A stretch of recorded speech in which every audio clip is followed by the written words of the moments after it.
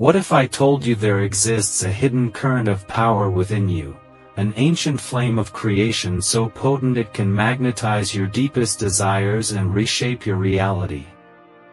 This is not fantasy. It's not metaphor. It's a truth known only to initiates of forgotten orders, veiled behind symbols and allegory, obscured by centuries of repression and dogma. Beneath your everyday thoughts, beyond the surface of pleasure, there lies an energy, raw, untamed, and infinitely creative. It is the pulse that animates life itself. It is desire in its purest, most sacred form. This is the secret current of sexual alchemy, a practice once reserved for mystics, sages, and spiritual alchemists who dared to harness the divine power of Eros, not to indulge in lust, but to awaken divinity. Imagine the ancient alchemists, not the cartoon caricatures mixing potions, but real seekers cloaked in mystery, who understood that the transformation of lead into gold was a metaphor for inner transmutation. They knew that the body is a temple, and within that temple, the sexual force is the sacred fire. Through breath, awareness, and intention, they learned to redirect this force upward, to refine it, elevate it, and merge it with spirit. This wasn't about repression. Nor was it hedonism. It was about transmutation, the holy art of turning base instinct into divine magnetism. But why has this knowledge been buried? Why do modern cultures either exploit or shame sexual energy, yet never teach us how to master it? The truth is unsettling. Those who control this knowledge, control human potential. Throughout history, religious institutions and ruling powers concealed these teachings, branding them heretical, dangerous, even sinful. And yet, traces of it remain, in the serpentine flow of Kundalini, in the ancient Taoist practices of Qi cultivation, in the whispered rites of the Egyptian mystery schools. In this video, you're going to uncover the pieces of this forbidden puzzle. First, we'll journey into the origins of sexual alchemy, exploring how it was encoded into myth, sacred geometry, and the very architecture of temples long forgotten. We'll then dive into its core principles, the polarity of masculine and feminine energy, the movement of life force through the body, and the alchemical union of opposites. Along the way, we'll shatter myths, reveal paradoxes, and examine why most people never truly awaken this power, despite seeking pleasure their entire lives. But this isn't just ancient theory. As we journey deeper, you'll be guided through practical rituals and meditative techniques drawn from both East and West. These are not mere fantasies or spiritual fluff. They are tools for awakening, alignment, and true magnetic power. Used with awareness, they can enhance your creativity, deepen intimacy, increase your vitality, and allow you to manifest from a place of sacred alignment rather than desperate craving. So I invite you, shed the cultural conditioning, drop the fear, and step beyond the veil. You are not merely a body. You are a temple. And within that temple lies a fire. If you choose to awaken it, everything changes. To understand the true nature of sexual alchemy, we must first journey backward, not merely through time, but through consciousness itself.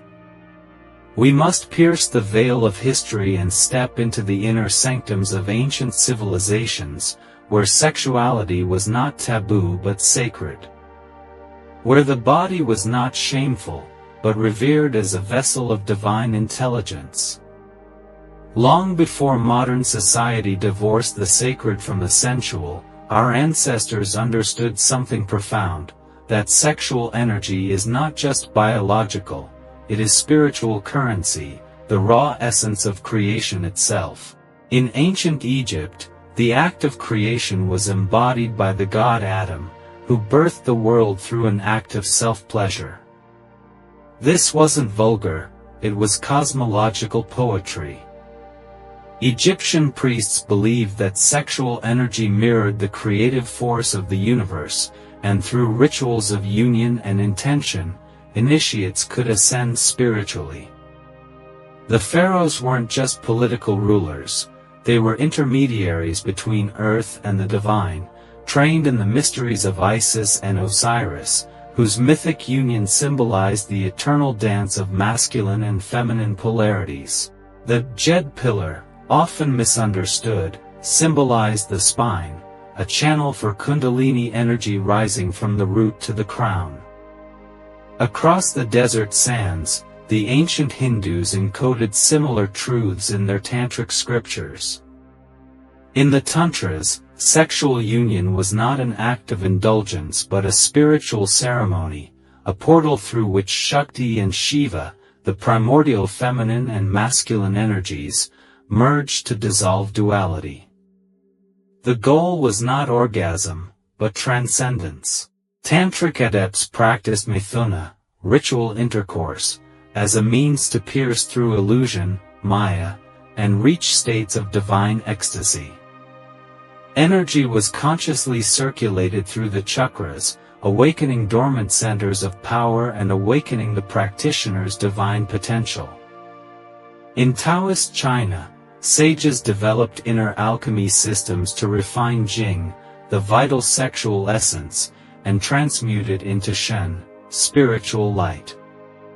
They taught that excessive ejaculation depleted life force, while sublimating this energy could grant longevity, clairvoyance, and deep inner harmony. Through practices like the microcosmic orbit, practitioners would draw sexual energy upward from the lower dantian, through the spine, to nourish the brain and open the third eye. These weren't fringe ideas.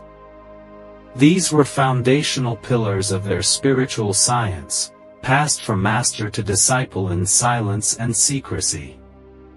Even in the suppressed mystical traditions of early Christianity and Gnostic sects, echoes of sexual alchemy persist.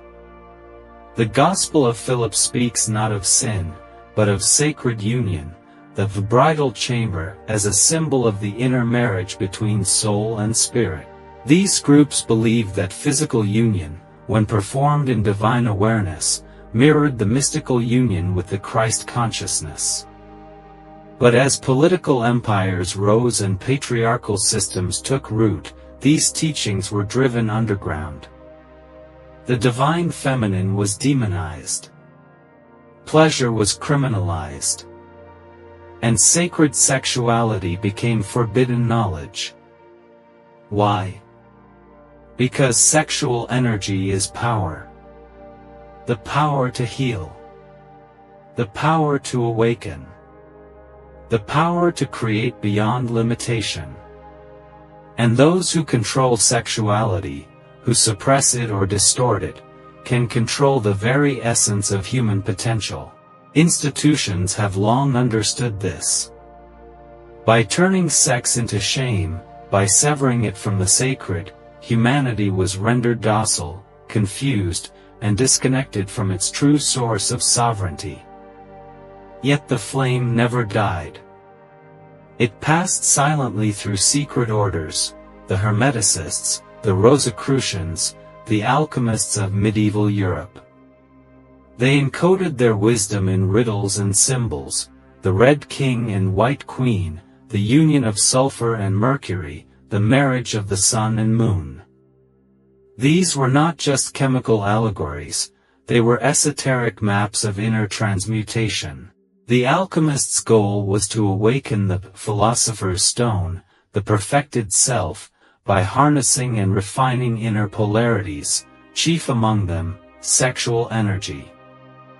Now, in this moment of collective awakening, these teachings rise once more from the depths of silence. Not as dogma, but as embodied truth. The veil is thinning. The ancient ones whisper once again through your bones, your breath, your longing. Sexual alchemy was never about indulgence. It was, and always will be, about liberation. A liberation that begins not outside, but within the sacred chambers of your own being. To truly grasp the essence of sexual alchemy, we must first unlearn what we've been taught about desire, pleasure, and power. Most people live their entire lives at the mercy of their impulses, chasing fleeting highs, confusing lust for love, and mistaking gratification for fulfillment. But the ancient alchemists saw desire not as a chain, but as a key, a sacred fire that, when harnessed with awareness, could become a ladder to the divine. At the heart of sexual alchemy lies a single, potent truth: sexual energy is life force energy, it is creative fire. It is the same force that causes the stars to burn, the oceans to swell, the seed to sprout, the embryo to form. It is the raw, unfiltered surge of prana, chi, or ruach, depending on the tradition you follow. When we feel desire, we are not merely experiencing a physical urge, we are being touched by the pulse of the cosmos itself. But here's the secret: that energy can be directed. Like a river, it can either flood and dissipate through unconscious release, or it can be channeled, elevated, and refined into light, intention, and manifestation. This is the first principle of sexual alchemy, transmutation. It is the sacred art of taking base energy, our instinctual drive, and raising it through the energy centers, aligning it with higher consciousness. Picture the spine as an alchemical column, a golden rod connecting earth to sky. At its base lies the root chakra, the seat of primal power. Most people live anchored here, bound by fear, survival, and craving. But through breath, intention, and awareness, this dormant energy, often called Kundalini, can be awakened and drawn upward. As it ascends, it purifies. It moves through the sacral center of creativity and intimacy, the solar plexus of will and purpose, the heart of compassion, the throat of expression, and finally, to the third eye and crown, where duality dissolves and pure awareness emerges. This process is not imaginary. It can be felt viscerally. Imagine desire not as a downward pull but as an ascending flame. Each breath fans that flame higher, each moment of restraint, not repression, but reverence, adds fuel to the fire. This is why ancient adepts spoke of sacred retention, not to deny pleasure, but to build and circulate the energy, feeding the soul rather than simply the senses. Like forging steel, the heat is necessary, but the timing and direction are everything. To make this idea more tangible, consider a story, a parable whispered in the inner chambers of Eastern alchemy. A master once told his student, there are two kinds of men who reach the mountain peak. One runs from desire, fearing it will consume him. The other dances with it, tames it, and rides it like a dragon into the sky. Sexual alchemy is that dragon, terrifying to those who don't understand it, but liberating for those who learn to ride. The second core principle is polarity. All energy in the universe moves through the dance of opposites, light and dark, masculine and feminine, active and receptive. In alchemical terms, this is the union of sulfur and mercury, sun and moon, king and queen. These polarities exist within us all. You carry both the sword and the chalice. When these internal aspects are harmonized, not suppressed or projected outward, you become a vessel of immense magnetism. You begin to radiate a wholeness that others can feel, even if they can't name it. In practical terms, this means recognizing where you leak energy by chasing external validation, and instead cultivating an inner union. It means breathing through desire, not reacting from it. It means allowing pleasure to rise and circulate without needing to discharge it immediately. It's the difference between spilling a cup of wine versus letting it age into something divine. But we're only beginning to scratch the surface. The mystery deepens, the symbols grow richer, and the paradox is more profound. What if orgasm wasn't the end, but a beginning? What if celibacy and ecstasy were not opposites, but different notes in the same symphony? What if your greatest power wasn't in what you do, but in how you feel energy move through you? To walk the path of sexual alchemy is to step into a realm of paradoxes, a sacred terrain where opposites cease to war and instead spiral into union.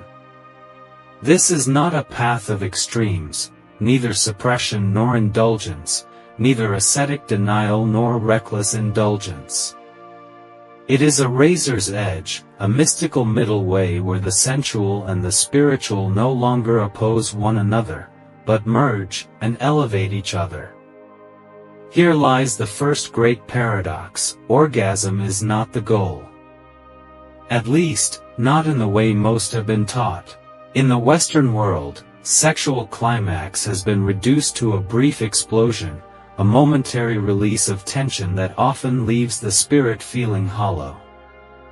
But in the sacred sciences of the ancients, orgasm was not an endpoint, it was a doorway. A gateway to expanded states of consciousness. A subtle threshold, beyond which one could touch the divine. To the untrained eye, this seems absurd. How can pleasure be spiritual, they ask.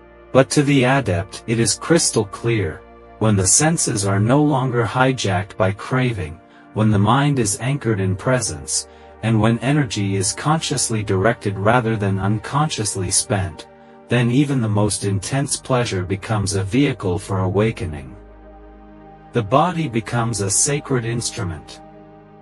The breath becomes the bellows. The heart becomes the altar. This brings us to another misunderstood principle: retention is not repression. Many confuse the alchemical practice of retaining sexual energy, especially for men, as a form of forced abstinence, a denial of one's nature. But this is a shallow reading. Retention, in its true form, is reverence. It's the decision to not squander divine energy through unconscious release. It's not about saying no to pleasure, it's about saying yes to power. Taoist sages described ejaculation as the loss of Jing, one's foundational life essence. By training to circulate this energy upward, they discovered that it could nourish the organs, strengthen the mind, and open the spiritual senses. But they were never puritanical about it. In fact, Taoist sexual practices often involved intimacy with a partner, only, the goal wasn't climax, but energy cultivation. This was lovemaking as a mystical ritual, not performance. And here we arrive at one of the most profound, and often shocking, truths: sex can be a spiritual sacrament. Not just a means of reproduction, not just a moment of fleeting pleasure, but a bridge between realms. The ancients understood this. In sacred temples from India to Mesopotamia, priestesses and initiates would engage in hieros gamos, the holy marriage. This wasn't crude or carnal. It was a ceremony of union, where physical pleasure became an offering to the divine. Bodies became vessels, and ecstasy became communion. Yet modern society, fractured by centuries of shame and misinformation, has forgotten this. The sacred has been stripped from the sensual, and we are left with a hollow shell: pornography, performance, disconnection. No wonder we feel unfulfilled. No wonder relationships falter, and self-worth collapses. We are starving for connection, not just to others, but to the sacred power within us. But here's the truth no one tells you: the body is the temple, and sexual energy is the priestess within. When we learn to listen to that energy, to honor it, guide it, and elevate it, it begins to awaken something profound. Our senses sharpen. Our intuition deepens. Our manifestations quicken. We no longer move from lack, but from abundance. We no longer chase, we attract. And this attraction isn't limited to romantic partners. It's energetic. People feel your presence shift. Opportunities arise. Synchronicities multiply. Why? Because you're vibrating with life force. Because you've become magnetic, not from effort, but from alignment. Still, there are traps on this path. One of the greatest is spiritual ego, believing that mastering sexual energy makes you superior. But true alchemy dissolves the ego. It humbles you. It shows you that this power is not yours, but flows through you. The more you surrender to it, the more it blesses you. But try to control it, exploit it, or weaponize it, and it burns. Another trap is over-intellectualization. The mind will want to dissect, categorize, systematize. But this wisdom cannot be grasped through the mind alone. It must be embodied. You must feel the breath moving through the spine, the pulse in your belly, the energy rising with devotion and awe.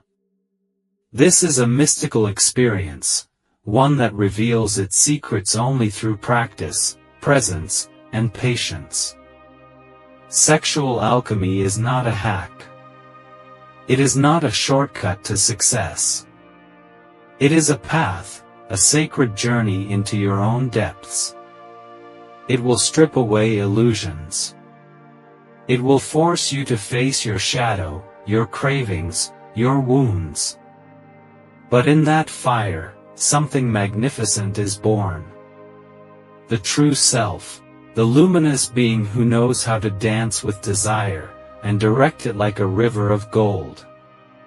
The alchemical transformation begins not in lofty temples or distant retreats, but in the quiet sanctuary of your own body. This is the inner laboratory where spirit meets flesh, where breath becomes prayer, and where attention becomes the philosopher's stone. To walk the path of sexual alchemy, you do not need to renounce the world. You need only learn to wield your energy with presence, precision, and purpose. Begin with the breath.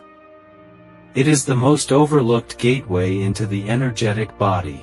Deep, conscious breathing activates the parasympathetic nervous system and stabilizes the mind, allowing you to begin the sacred work of energy circulation.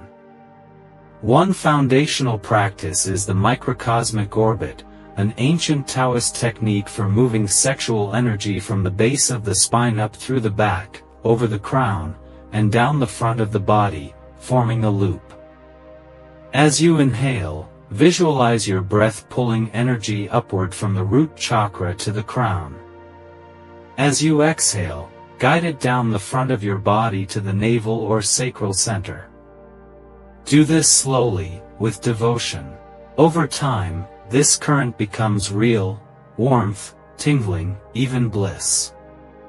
For men, this energy work can be paired with the practice of semen retention, but not as an act of denial. Rather, it is an art of refinement. Instead of frequent, unconscious ejaculation, which depletes jing, or vital essence, Cultivate the ability to separate orgasm from release. This is possible. With breath control, muscle awareness, especially the perineum and pelvic floor, and emotional discipline, you can experience full-body energetic orgasms that leave you more energized, not drained. Start with shorter periods of retention, and journal how your energy, clarity, and presence shift. For women, the journey involves reclaiming the womb as a power center, not just a physical organ but a spiritual cauldron. Ancient priestesses would perform yoni breathing, a meditative practice of drawing breath and awareness into the womb space. With each breath, visualize golden energy filling this sacred chamber. As you exhale, allow any shame, trauma, or emotional residue to be released. This is not just energetic hygiene, it is awakening the feminine source code of creation. Pair this with practices like breast massage or jade egg work to circulate qi through the heart and womb. Your sensuality, when honored, becomes intuition. Your pleasure, when revered, becomes power.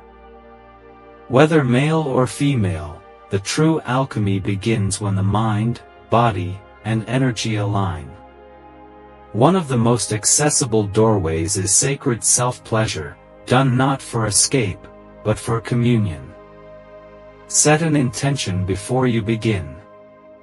Light a candle. Slow everything down. Breathe into every sensation.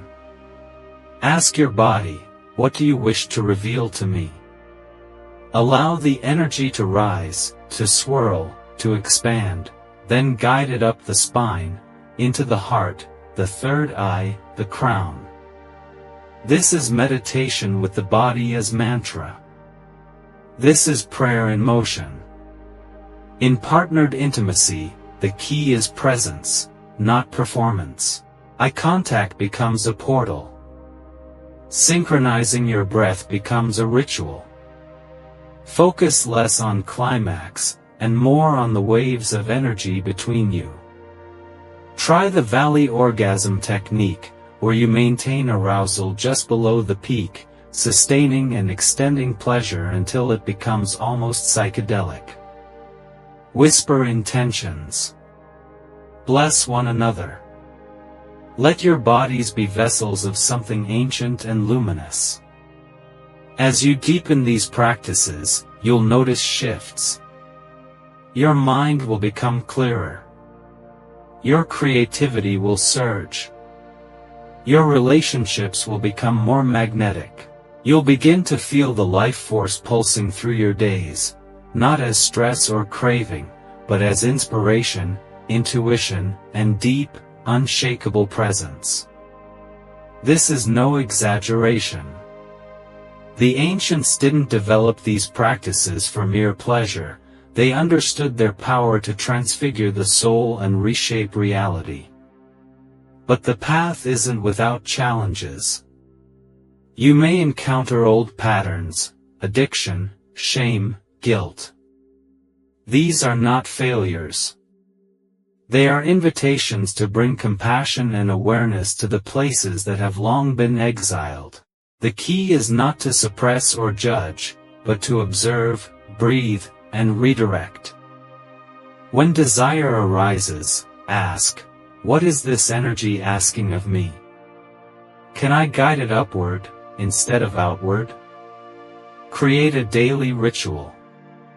Even 5 minutes of breathwork, energy visualization, or heart-focused intention can begin the rewiring. Journal your journey. Track your dreams. Set sacred boundaries.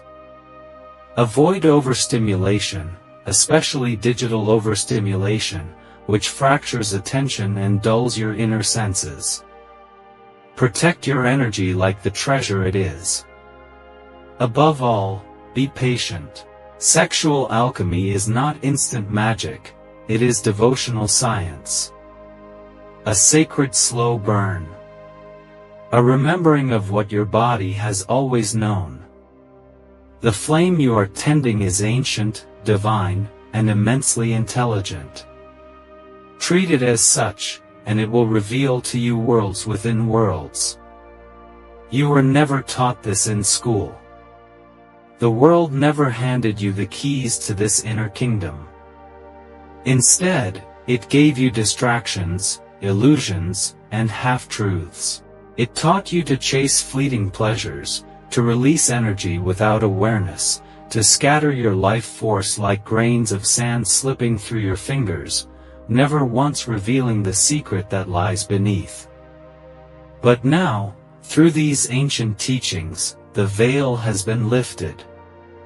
You have glimpsed the sacred fire burning beneath your skin, the forbidden current that pulses within you, waiting to be mastered.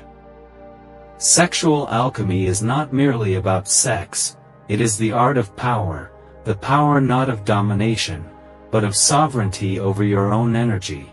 It is the ability to transmute raw desire into vision, chaos into clarity, impulse into intentional creation. To reclaim your birthright as a divine creator, a living channel through which the universe expresses itself. Reflect on the fears and shame that have been implanted deep within you, fear of your own body, fear of your desire, fear of your pleasure. These are not your fears. They are inherited constructs designed to fragment and suppress your true self. Because a human fully awakened to the power of their sexual spiritual energy becomes unstoppable. They radiate presence and magnetism. They no longer chase life, they effortlessly attract it. The question is no longer if this power exists within you, it does. The question is whether you will choose to awaken it. The journey ahead is not easy. It demands honesty, discipline, presence, and courage. But the rewards are immeasurable: profound connection, unstoppable creative force, and a radiant embodiment of your highest self. You will witness subtle miracles, a synchronicity here, a moment of stillness there, signs that the veil between the mundane and the mystical is thinning. You will begin to live not merely from your body, but through it, as a temple of sacred fire and light. This is your invitation to stop leaking your power and start embodying it. To stop fearing your desire and begin sanctifying it. You were not born to numb yourself, to live small, or to follow rules imposed by those who fear their own fire. You were born to remember, to awaken, to transform. If this message has stirred something deep within you, the flicker of a flame in your belly, the electric pulse along your spine, do not ignore it. That is your soul knocking on the door. Open it. The mysteries await those who dare to feel, to surrender, and to become the alchemists of their own soul. So I leave you with this final question: what would your life look like if you stopped fearing your own power, and began to wield it? If this message resonates, share your thoughts below. Join us on this path of sacred discovery, as we continue to unveil the hidden wisdom forgotten by time. Your energy is sacred. Your body is a temple. And the fire within you is divine. Welcome to the path of sexual alchemy, the secret forbidden energy to attract everything you desire.